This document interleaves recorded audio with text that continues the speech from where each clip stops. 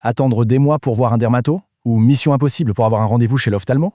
On commet tous cette galère. C'est une réalité vraiment frustrante pour des millions de personnes en France, et tout particulièrement ici en Occitanie. Aujourd'hui, on va décortiquer ensemble comment de toutes nouvelles solutions, qui mélangent technologie et réseau de proximité, sont en train de changer complètement la donne pour l'accès aux soins. Alors au programme, on va d'abord mesurer l'ampleur du problème avec des chiffres bien concrets.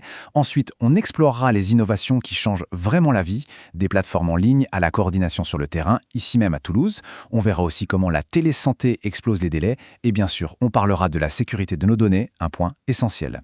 Allez, on entre dans le vif du sujet. Pour bien saisir le défi qui nous attend, on va commencer avec un chiffre. Un chiffre qui vient de chez nous, en Occitanie, et qui fait réfléchir. 43%. C'est un chiffre choc tiré d'une étude de l'UFC Que Choisir. Ça représente la part des habitants d'Occitanie qui ont carrément renoncé à des soins parce qu'ils n'arrivaient pas à avoir de rendez-vous. C'est énorme. Ça veut dire presque une personne sur deux. Et regardez ça, ces chiffres ne sortent pas de nulle part, ils viennent d'un rapport officiel de la DREES. On voit bien que pour un généraliste, ça va, c'est rapide. Mais dès qu'on passe aux spécialistes, les délais médians s'envolent. 52 jours pour un ophtalmo, ça veut dire que pour la moitié des gens, c'est encore plus long que ça. Et la conséquence de tout ça, elle est grave. Ce n'est pas juste un petit désagrément, c'est un vrai problème de santé publique. Les gens finissent par zapper des contrôles super importants, comme aller chez le dentiste ou vérifier sa vue, et ils attendent que le problème devienne urgent pour enfin consulter. Bon, allez, assez parlé des problèmes, passons maintenant aux solutions. On va voir comment la technologie peut nous soulager de tout ce poids administratif. Voici une idée à la fois simple et géniale, la liste d'attente numérique. C'est ce que proposent des plateformes comme Docorga, par exemple, qui est spécialisée pour les professions paramédicales. Fini de passer des heures à appeler 10 orthophonistes différents pour raconter la même chose. Et en plus, c'est super fluide. On crée son dossier en ligne une bonne fois pour toutes, c'est sécurisé, et hop, en un clic, on le partage avec tous les professionnels qui nous intéressent dans notre coin. C'est le système qui bosse pour nous et qui nous prévient dès qu'une place se libère. Et c'est ça le point le plus important. Un seul dossier, une seule fois. Ça va bien au-delà du gain de temps. C'est une question de respect, de confidentialité. On n'a plus besoin de raconter son histoire personnelle à 10 personnes différentes, de se justifier sans arrêt face à une administration qui peut être vraiment décourageante. Maintenant, on va zoomer sur un exemple très concret, ici à Toulouse, pour voir comment les professionnels s'organisent en coulisses. Parce que la technologie, c'est bien, mais l'humain derrière, c'est ça qui fait toute la différence.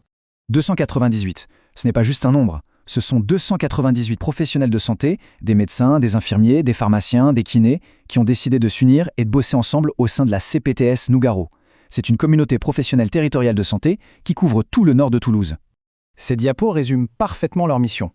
Ce n'est pas juste une nouvelle structure administrative, pas du tout. C'est un vrai réseau de soignants du quartier qui se serrent les coudes pour mieux répondre aux besoins des 110 000 habitants du secteur. Et notamment pour trouver des créneaux en urgence pour les petits bobos du quotidien qui ne peuvent pas attendre. Alors pour les professionnels de la santé qui nous regardent, comment ça se passe concrètement? En fait, la CPTS organise le partage d'infos via des groupes de travail sur des sujets précis, comme le diabète ou la santé mentale. Ça permet de créer des façons de faire communes et d'être plus efficace. Et il y a aussi cet annuaire partagé, sous forme de carte interactive, qui permet à un médecin de trouver en 2 minutes un confrère dispo pour l'un de ses patients.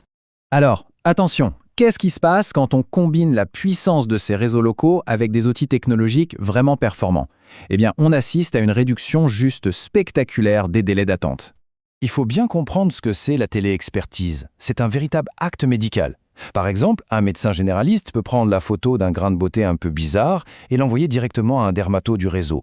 Le spécialiste regarde, donne son avis à distance et souvent le patient n'a même pas besoin de se déplacer. C'est super malin. Et là, regardez bien le résultat, c'est tout simplement bluffant. Un parcours de soins qui, normalement, prend des mois, se transforme en un truc qui peut être bouclé en 48 heures. Obtenir un avis de spécialiste en 2 jours à peine, c'est une vraie révolution pour l'accès aux soins.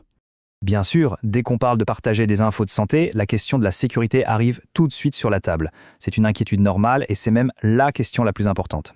Alors, soyons très clairs là-dessus. La protection des données, ce n'est pas une option. La loi, avec le Code de la santé publique, est hyper stricte.